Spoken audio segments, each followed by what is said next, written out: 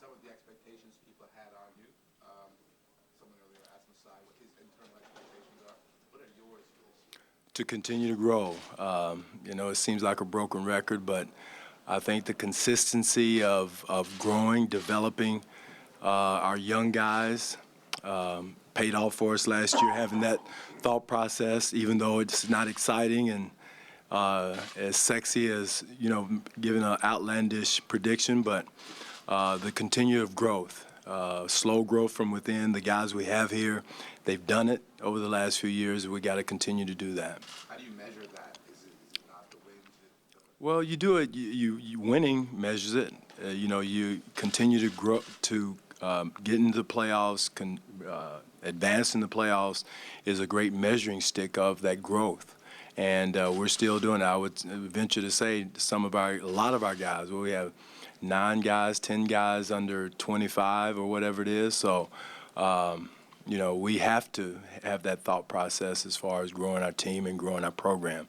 Anything other than that, it'd be counterproductive. You mentioned all those young guys. Is that going to be a challenge not having an old head like Luis around this year? Kyle at 30 is your oldest player. Well, Kyle is the old head. Him and DC, DeMar, even though he's not that old, he's still an old head in the program and the culture that we have. And, they have to provide that role for us because of all of the other youth that we have. And they've done an excellent job of doing that over the years. I would put Pat Patterson in that old head category, even though he has an old soul, but he's mature for his age and one of our leaders. I would put him in that category too, with Kyle and DeMar and DC. I asked Masai the same question. 30 years old can be a scary number for an NBA player and for a team to be investing in a player at 30 or after 30. But Kyle seems to be getting better with age. How has he done that? He's just done a great job with his work ethic, his body. He's totally impressed me over the years of how well he gets in shape. In the summertime, the time he spends in Vegas. And as long as you do that, you can play a long time. I watched Ray Allen. I had Ray Allen in Seattle and just watched his work ethic and how long he lasted. Kevin Garnett, all those guys that we had, I've had, he's doing the same thing. The time you put in the summer, you just can't take the summer off and come back and expect to improve or continue. Because sooner or later, Father Time is going to win that battle if you do that. But the way you prolong it is the way he's doing it. And I would not bet against Kyle. The way he does, the way he works, the way he takes care of his body. The majority of your rotation from the playoffs, from the end of the season, is back this year, with the exception of Biz. When you look at the roster and you look at the young guys, how do you expect to not only fill those minutes, but fill some of those things that he did? Well, we got to do it by committee. Biz, what he averaged, 16 minutes a game or something like that, and those 16 minutes has to be filled by somebody, whether it's by committee. We got some excellent young players. I'm totally impressed with our young guys. Pirtle and Siakam are 2 young guys that have really, really impressed me with their speed, athleticism, thinking the game from Pirtle's standpoint, quick learner. So, they'll give it to us a little bit by committee and in different ways. I don't know if they're going to give it with the pizzazz that Biz did, but there's other ways to skin a cat is the way I look at it. And those young guys have the ability and the what's the word I'm looking for? The potential to do that. And that it's a young team, but again, it's exciting to have a young team like that because it's going to fit right in the way we want to play into our identity. Damari was never really healthy last year fully, and he never really found his stride. What kind of help did Damari Carroll do for this team, even just from a versatility standpoint? Huge. From a health standpoint, he wasn't.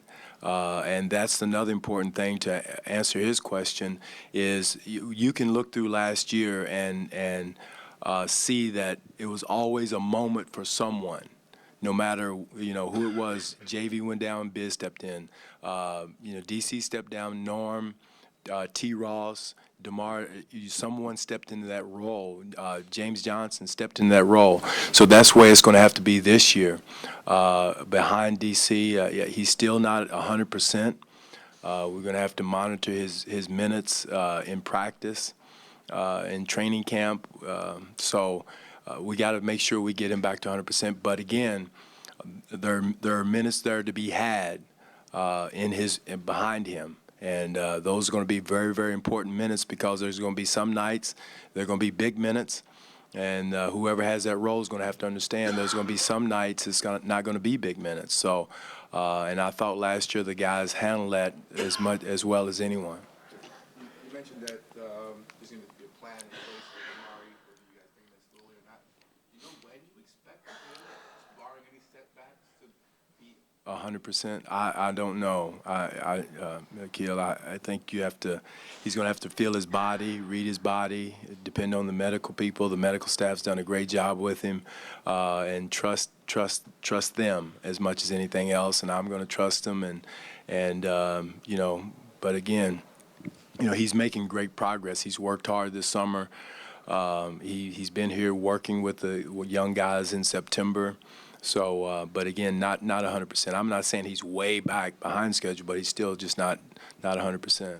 Coach, also curious to know, Jared Sullinger, one of the guys that you brought in for this team. We know about his skills as a rebounder, but he does have a skill set offensively that you guys can utilize behind Lamar.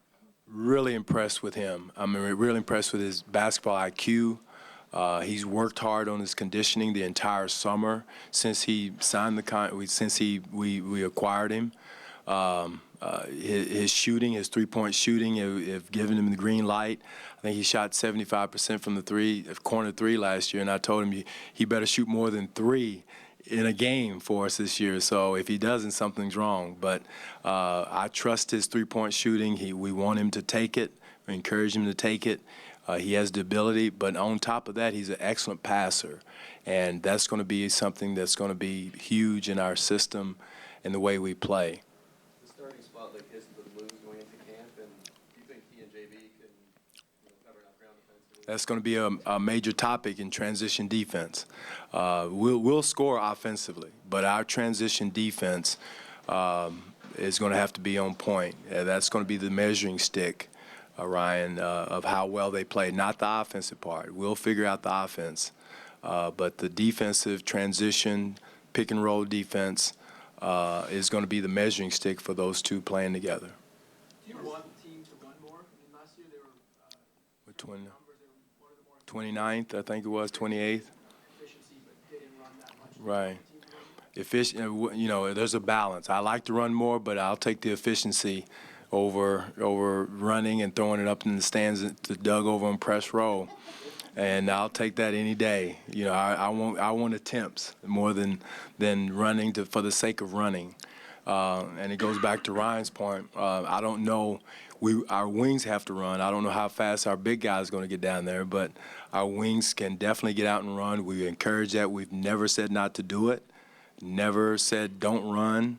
But again, I'll take the efficiency over, turning it over or playing fast for the sake of playing fast.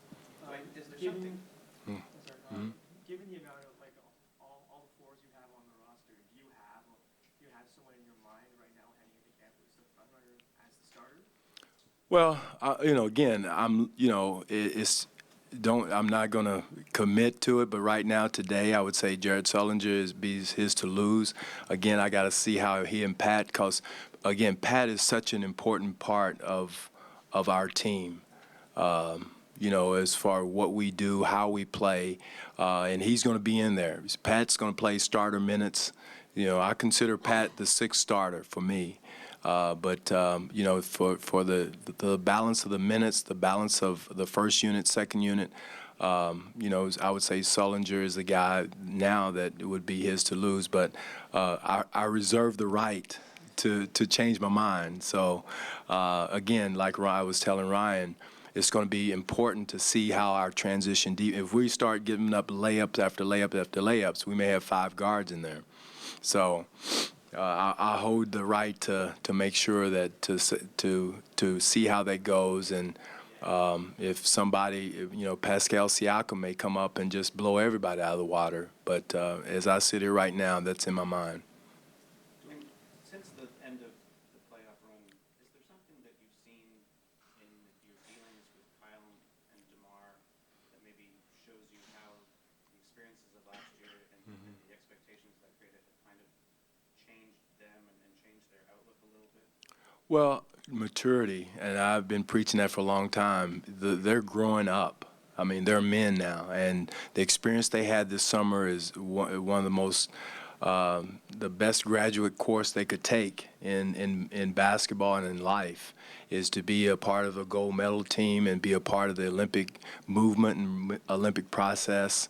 I can just see the confidence. And again, the past few years, not just last year, of them establishing themselves as two of the top players in the league, establishing this team. They're a big part of establishing this team as a big part of, and they're a big part of it, being a successful team is giving them confidence and put them at that level. So no longer do they have to go out and prove that they're two of the top players. I saw some ranking this summer, which I don't put a lot of stock in. They had him ranked way down, and I would argue with anybody that DeMar DeRozan is not one of the elite two guards in this league. So, but they have grown so much as men, and they're a big part of what our identity, our culture, to establish that, and especially DeMar. He's been here since day one. Have you talked to players, or have they spoken with you about potentially kneeling at the anthem? Yeah, we've talked about it. We've been communicating. It's going to be an ongoing conversation. And, I don't think there's a end date. I came through segregation. I know what it looks like. I know what people are upset about. I understand it. The league has done an excellent job of working with the Players Association. And again, I think our job as leaders here is to have a conversation about it. It's a slippery slope to say what to say, not to say. You can't do that. It's not something you can dictate. That's what the U.S. was built on, is the ability to protest and have a voice. And I think it's important for us to be there as a resource. And all I tell our guys is to be informed. Be informed, do it from the heart. Don't do it from just the sake of doing something or saying something. The young man from San Francisco has put his money where his mouth is. And but it's something that is going to be an ongoing conversation, and that's what it should be about, is bringing awareness to the situation and what's going on.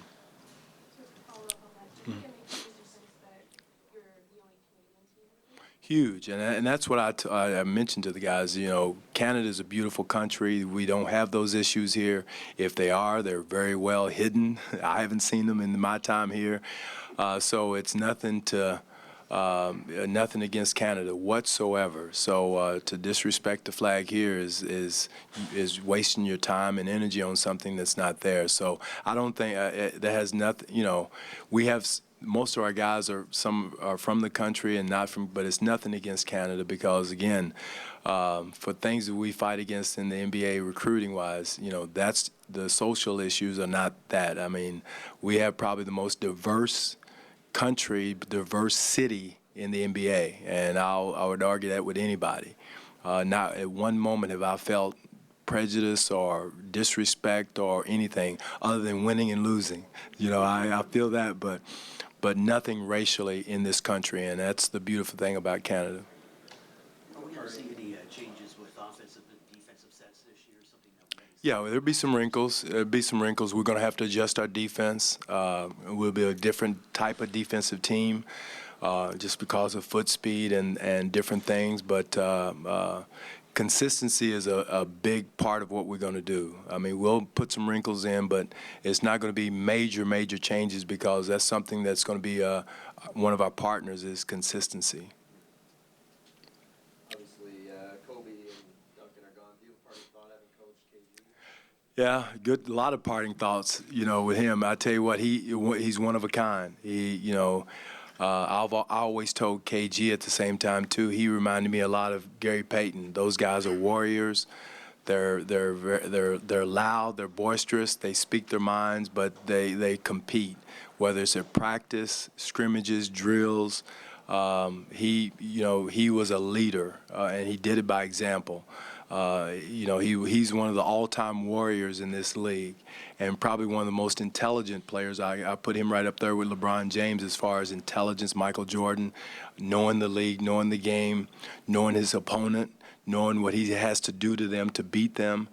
He's like a coach on the floor. So, I know, Minnesota's lost the league has lost a great warrior with his retirement, and that group, I don't think there will be a group like that ever again to retire at the same time. You mentioned Gary and KG in terms of that sort of intensity and vocalness. Do you see anybody even close to that in today's game? Wow, good question. I have to think about that. Huh? I've been working this summer. With your questions, I'm seeing them. But no, I don't know, Eric, whether I have to think about that. I know a lot of guys. I know a lot of guys think they want to say something and think they know the game the way those guys that retired did. But there's some big shoes to fill that Ryan just mentioned.